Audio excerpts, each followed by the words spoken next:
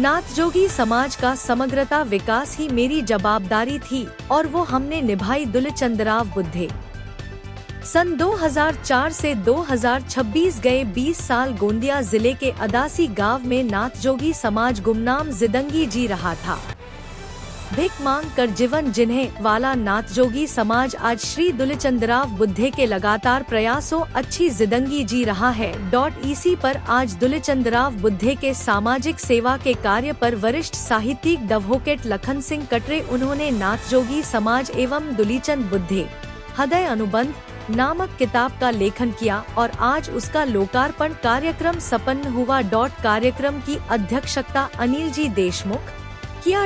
इस अवसर पर दुलचंदराव बुद्धे, 100 प्रभाताई बुद्धे, सुबोध एवं 100 हर्षाताई बुद्धे, गोंदिया के पूर्व नगराध्यक्ष अशोक गनले लखन सिंह कटरे, लताताई वाजपेयी से निवृत्त कार्यकारी अभियंता मुकेश राणे, सहायक आयुक्त किशोर भोयर साहिब, ज्येष्ठ नागरिक सेवा संघ के अध्यक्ष नारायण प्रसाद जमईवार, उपाध्यक्ष सजनजी कटरे, अनूप शुक्ला, दिलीप देशमुख, शरद क्षत्रिय, मोहन कोतवाल, दीपक कदम, भावना कदम, योजनाताई कोतवाल, सजन्य बैतूले, सुनील भजे, दीप्तिताई तावाड़े, नीलूताई फुंडे, गागनला ग्राम के सरपंच सजन्य बुद्धे, सिल्ली ग्राम पंचायत के सरपंच सुभाष वड़ीचार, दानवीर नदेश्वर, लीलाधर पाथोड़े, उप सरपंच संतोष तांबू, योगेश्वर पारधी और शहर के गणमान्य नागरिक उपस्थित थे। कार्यक्रम का संचालन स्नेहल सुनील तरोने, प्रास्ताविक एड लखन सिंह कटरे, नाथजोगी समाज के विकास की गाथा दुलचंदराव बुद्धे किया। आभार अनूप शुक्ला ने किया। इस अवसर पर नाथजोगी समाज के बड़ी संख्या में पुरुष महिला उपस्थिति थे।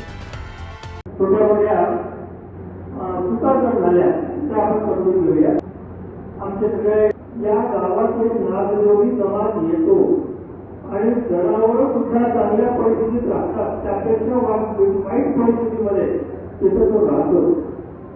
या गोष्टीची जेव्हा दखल एक आमचा शासकीय कर्मचारी घेतो, जलसंधारण विभागात कार्य करणारा एक अधिकारी घेतो, तेव्हा त्याचा कुठेतरी दखल घेणं फार आवश्यक असतं। मी संपूर्ण महाराष्ट्रात नोकरी केलेली आहे, कोकण आणि खानदेश वगळता, आणि पहिल्याच माझी जी नोकरी होती ती पुस्तकाची झाली।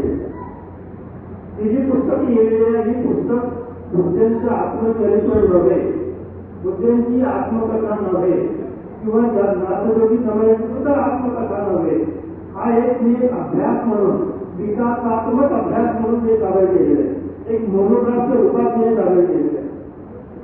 म्हणजे हा जो समाज आहे, या समाजाला आपल्या बाकीच्या समाजासोबत आणून घेण्यामध्ये कसा प्रयत्न करण्यात आला, कसा विकासात्मक प्रयत्न करण्यात आला, आणि एक साधा व्यक्ती सरकारात काम करणारा कुठल्याही अधिकाराचा वापर न करता स्वतःच्या बुद्धीने, स्वतःची माणूस स्वतःचा संवेदनशीलता जपून एक व्यक्ती काय करू शकतो, याचं एक मोठं उदाहरण म्हणजे आता देखील नाथजोगी समाजाचे आज दिसलेलं हा परिवर्तन आहे।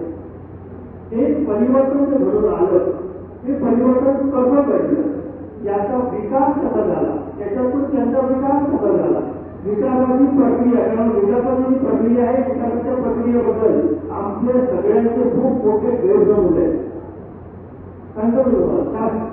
शैक्षणिक विकास, सांस्कृतिक विकास आहे, त्याचा आत्मविश्वास सामाजिक विकास असं काही खरोखरच शाश्वत विकास, कायम विकास एका घटकाचं नाव आहे।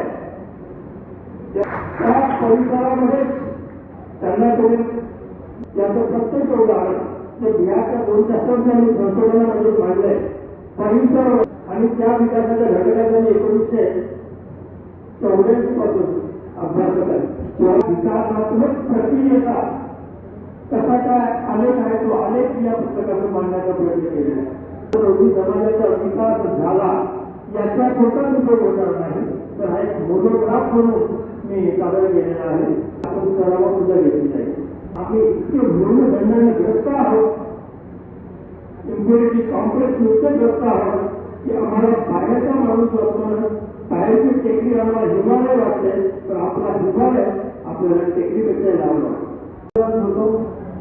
2004 ते 2009 त्यावेळेस विशेष जिल्हा समाज कल्याण अधिकारी म्हणून कार्य करण्याचे इथे मला संधी मिळाली. आज जिल्ह्यात ज्येष्ठ नागरिक मंडळात कार्यरत आहेत आणि त्यांच्या विनंतीने एवढा मोठा प्रकल्प असा ऑडियन्स इथे मिळाला. आम्हाला ही अपेक्षा होती की ज्येष्ठ नागरिक संघाने अशा कार्यक्रमात अवश्य आहे. एवढ्या मोठ्या प्रमाणात आपण आला, मला वाटतं पूर्ण मोहल्ला प्रमुख व्यक्ती आलेले आहेत, ही अपेक्षा होती.